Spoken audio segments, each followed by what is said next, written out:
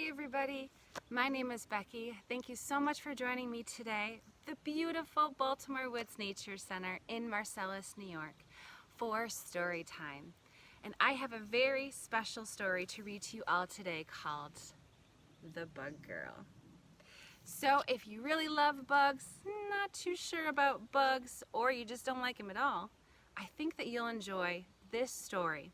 And hopefully it will inspire you to get out, see all of the bugs that we have all around us in nature, and maybe give them a second chance, because they really are pretty amazing.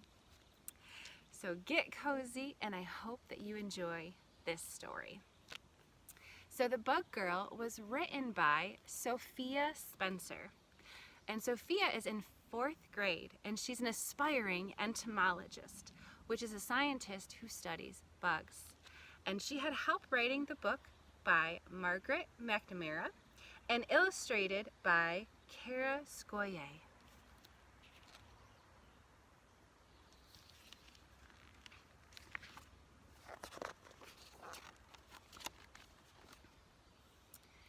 The first time I made friends with a bug, I was 2.5 years old.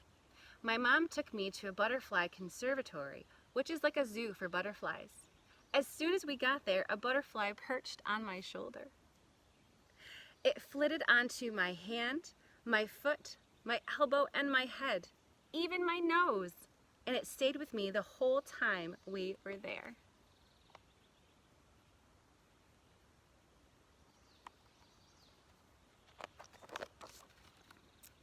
When it was time to go home, a guard stopped us at the door.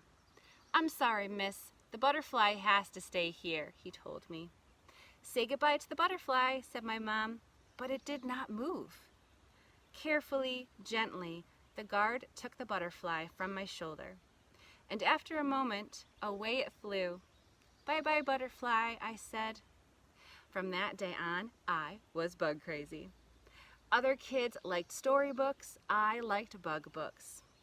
Other kids watched cat videos, I watched bug videos. Over and over and over.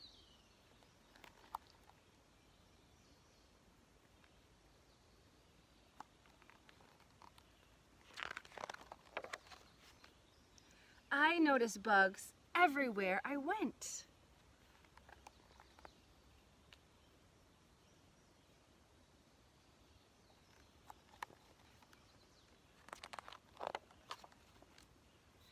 By the time I turned 5, I knew a lot about bugs.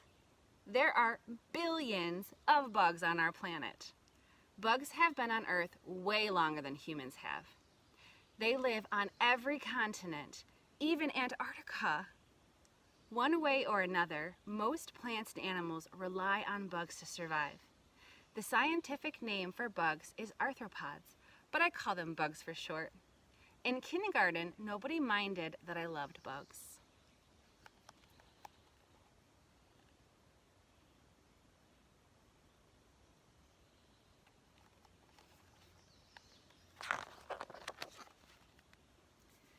Well, the other kids in my class started a karate club. I started a bug hunter club. Every weekend, my friends and I took our bug buckets and nets and magnifying glasses out to the stream near my home. We collected fireflies and watched them glow.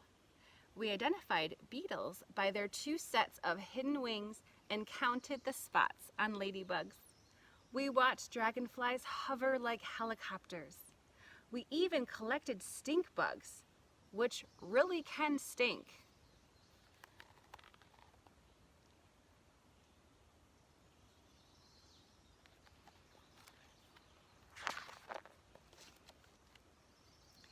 I took the bugs home to study them. Mostly I had to keep them out on the porch so they wouldn't escape and crawl around the house. It's just Mom and me at home, so we share chores. Mom has a lot of rules. Make your bed, pick up your clothes, keep your room neat, no ants in the house, unless they're in an ant farm.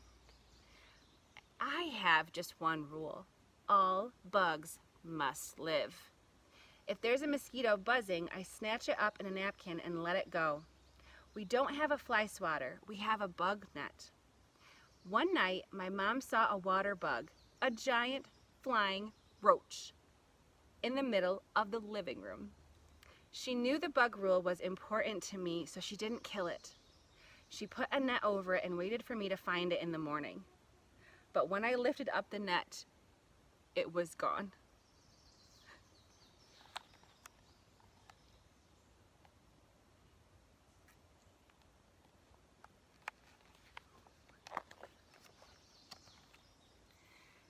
When I got to first grade, everything changed. Nobody wanted to hear about bugs. Nobody thought bug facts were cool. At first I didn't mind, but then I brought a grasshopper to school. I thought the kids would be so amazed by the grasshopper that they'd want to know all about it. But they didn't. A bunch of kids crowded around me and made fun of me. "Sophia's being weird again," said one of them. "Ew, gross," said another. "Get rid of it." Then they knocked that beautiful grasshopper off my shoulder and stomped on it until it was dead.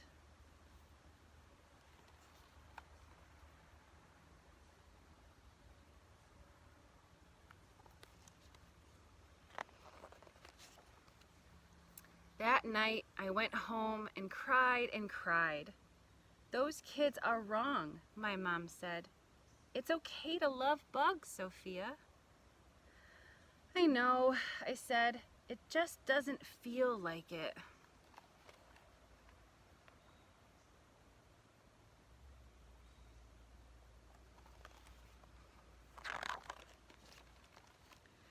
I had to go back to school, but I didn't bring a bug with me ever again.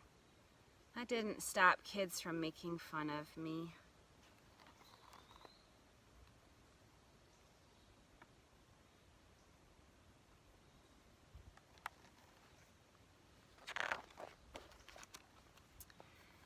About halfway through first grade, I took a break from bugs.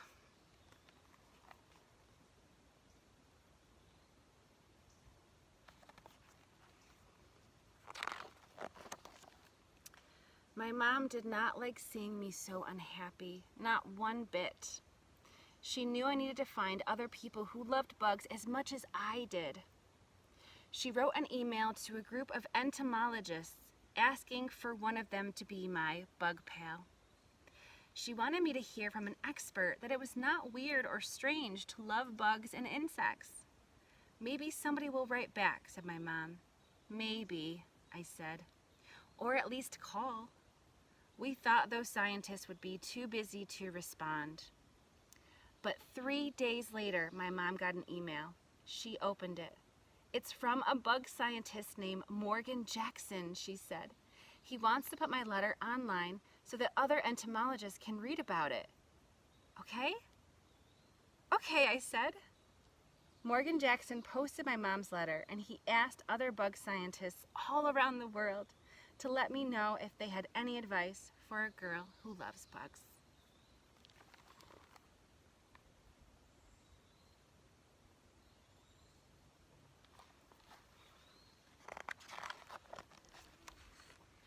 Two days after that, messages and posts and videos poured in.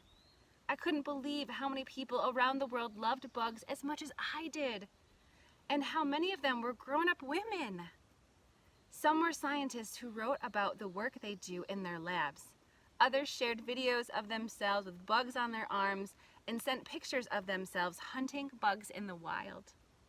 I looked at those messages day after day. "All these people love bugs," I said to my mom. "They do," she said. "And they're not weird." "Nope," said my mom. "They're curious, just like you."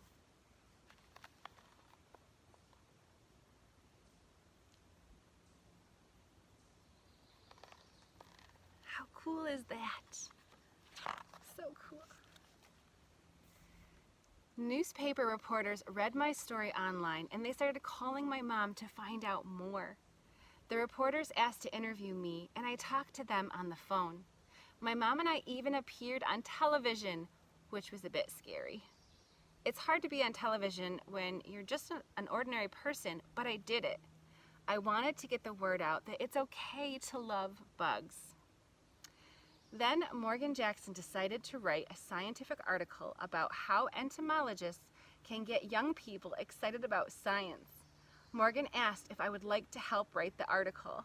I said yes.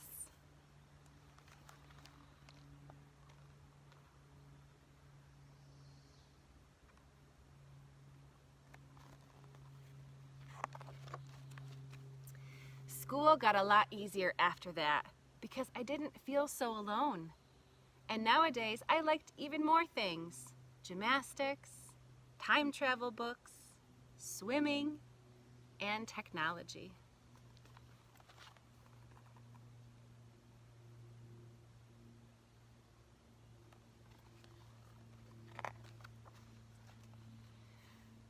But not too long ago, when somebody asked me to describe myself in 3 words, I said, the bug girl. That's because I'm happiest when it's just me, a few green leaves, some drops of water, and a bug to keep me company.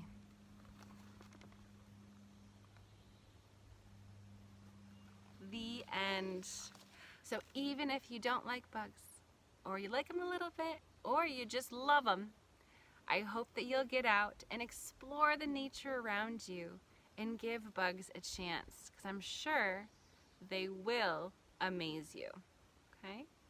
And like Sophia said, bugs are a very important part of our ecosystem. Some are pollinators. Many are an important part of the food chain. They are food for other animals. And if they didn't have that food, they wouldn't be able to survive. So even if you don't like bugs, you have to respect that they are an important part of the nature that is all around us. Okay? So if you have any amazing photos of you with bugs, or if you've got some stories to tell, tag us on social media, or you can email us at connect@baltimorewoods.org. We'd love to see it or hear about it. And I'm going to leave you with some inspiring pictures of children that have come out to Baltimore Woods and discovered the wonder of bugs. So thank you for joining me today. Happy bug hunting, and I hope that you're able to get this at the library or buy this book. It's a really amazing book, and Sophia is such an inspiration to all of us that love bugs. Thank you. Bye-bye.